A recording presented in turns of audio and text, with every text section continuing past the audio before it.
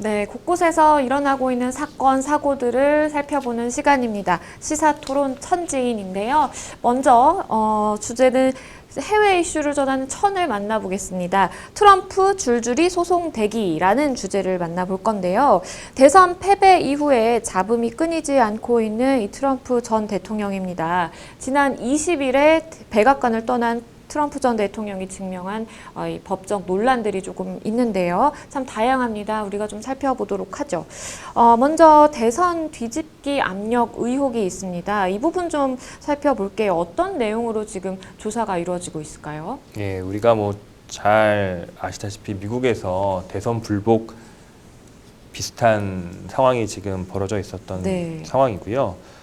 지금 이제 트럼프 대통령은 그러니까 미국에서 있었던 그 우편 투표 결과에 대해서 상당한 의구심을 가지고 있는 것 같아요. 네. 그러니까 사람들이 현장에 가서 투표하는 방법이 있을 수가 있고 현장에 가서 투표하기 어려운 여러 가지 사정들이 있을 수 있습니다. 멀리 떨어져 있거나 그날 뭐 무슨 일이 있다거나 뭐 이런 사람이 이제 우편으로 투표를 할 수가 있는데요. 우리나라로 따지면 부재자 투표나 사전 투표나 뭐 이런 정도의 컨셉이 되겠죠.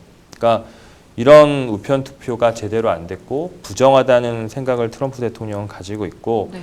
그러면 이게 잘못되어 있다는 것을 수사를 통해서 규명을 해야 되는 게 아니냐 이런 네네. 생각을 트럼프 대통령은 했던 것 같습니다. 그래서 조지아주의 브래드 레펜슨 퍼거 국무장관에게 네. 그 트럼프 대통령이 이제 1시간 동안 전화 통화를 하면서 표 계산을 다시 해봐라 이런 얘기를 했다는 겁니다. 그래서 그 1만 1,780표를 되찾기를 바란다 이런 약간 뭐 검표를 다시 해서 정확하게 확인하라 이런 게 아니라 네네. 표 개수를 이렇게 딱 특정을 해서 하면서. 이거를 좀 살펴봐라. 그러면서 그거는 범죄다. 당신은 그대로 놔둬서는 안 된다. 그건 당신한테 큰 위험이 될 거다. 다시 살펴봐라. 이렇게 얘기했다는 게 압력으로 받아들여질 수 그렇죠. 있거든요. 그럼 이게 더군다나 미국의 대통령이 한 강력한 이야기이기 때문에 이게 압력이 아니냐. 그럼 이런 압력이 정당한 것이냐. 그래서 선거 결과 뒤집기 압력 의혹이 있는 거 아니냐. 이 부분에 대해서 규명하자. 이런 상황입니다. 조지아주 이 국무장관 입장에서는 굉장히 좀 압박스럽고 뭔가 당황스러웠을 것 같다라는 생각이 듭니다. 1시간 동안 통화를 하면서 정확한 이 표의 개수를 특정하면서 이렇게 이야기를 나눴다라고 하는데요. 일단은 이 부분에 대해서 미국 조지아주의 검찰은 조직범죄 혐의를 적용하는 방안을 검토 중이다라고 이야기를 하고 있습니다. 만약에 조직범죄 혐의를 적용하게 된다, 그럼 좀 어떻게 되는 건가요? 조직범죄 개념이라는 건 이제 뭐 우리나라에도 뭐 범죄 단체 내지는 뭐 공모 네. 뭐 이런 개념이 있습니다만 뭐 우리나라랑 완전히 들어맞는 개념인 것 같지는 않아요. 네. 그러니까 뭐 무슨 대단한 개념인 것 같지는 않고 범죄 자체를 뭐 조직적으로 했다 뭐 이런 네네. 생각인 것 같고요. 이렇게 조직적으로 이제 뒤집기 압력 같은 거를 행사를 했으면 그거에 따른 책임을 더욱더 엄중하게 물어야 되겠죠. 이제 그런 네. 부분에 대해서 검토하고 지금 조사 중이라는 거고 그 윌리스 비 조지아 풀턴 카운티 검사장이 뭐 네네. 이런 얘기를 합니다. 아주 단순한 등식이고 사실관계를 확인해서 법적 검토를 할 것이고 누구라도 법을 위반한 게 확인되면 기소할 거다. 그러니까 이게 조직적인 압력인지 아닌지 열심히 수사해서 만약에 조직적인 범죄로 확인되면 엄중히 처벌하겠다. 이런 의지 표명으로 보입니다. 네, 일단은 이 트럼프 전 대통령의 이 전화 통화, 문제가 된 이 전화 통화가 뭐 선거 사기 공모라든지 뭐 선거 사기 범죄 청탁 뭐 이런 범죄들이 될 여지가 있다라는 이야기는 계속해서 나오고 있는데요. 거기에 더불어서 지금 뭐 탈세라든지 아니면 트럼프 그룹이 있잖아요. 트럼프 그룹의 금융 사기 혐의 이 부분에 대해서도 수사가 진행 중이라고 합니다. 이 부분은 좀 어떻게 되는 건가요? 예, 트럼프 대통령은 잘 아시다시피 이제 사업가고요. 그렇죠. 트럼프 대통령이 사업하는 방식에는 뭐 여러 가지가 있을 수 있겠습니다만 트럼프 대통령은 이제 뭐 상당히 많은 협상이라든가 내지는 본인의 그 강력한 의지 표명이라든가 이런 거를 사업하는 과정에서 많이 적용했던 것 같아요. 네. 그런 과정에서 좀 무리한 일도 좀 있었을 수 있을 것 같은데 그런 부분에 대해서 이제 수사가 진행되고 있었다는 거고요.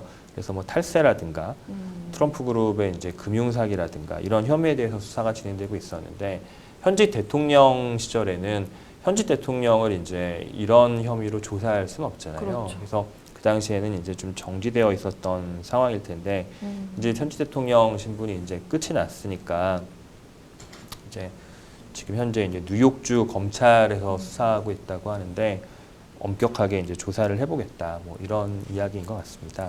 일단은 트럼프 전 대통령이 참 많은 다양한 활동들을 하고 워낙 뭐 사업도 오래 해온 성공한 사업가이다 보니까 사실 많은 일이 좀 있었던 것 같은데 대통령이라는 그 좀 보호막에 좀 있다가 갑자기 이제 전직 대통령으로 신분이 전환됨에 따라서 다양한 이야기들에 이제 뭐 소송전이 펼쳐질 가능성이 점쳐지고 있는 것 같다라는 생각이 듭니다. 그런데 여기가 끝이 아닙니다. 이 외에도 뭐 다양한 민형사 소송이 기다리고 있다라고 하는데 좀 어떤 내용들이 있을까요?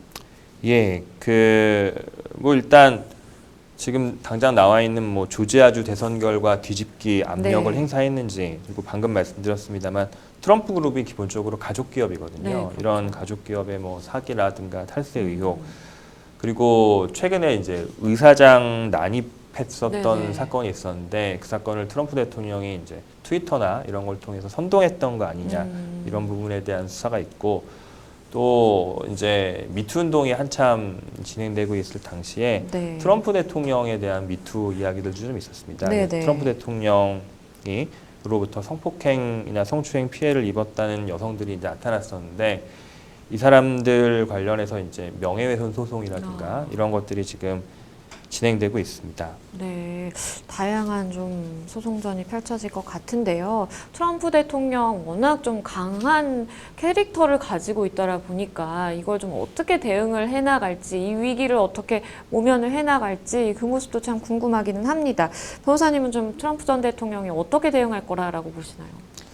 트럼프 대통령은 이제 이분은 정말 사업가인 것 같아요. 그렇죠. 사업가에게는 이제 법률도 사업을 하는 그 과정 중에 하나 있는 거고요. 법률 외에 협상을 어떻게 할 것인가. 그리고 그 사업이라는 건 결국 일반 대중들, 고객들 상대로 하는 영역이 있어서 그런 고객들한테 어떻게 이슈를 선점해가고 설득해 갈 것인가.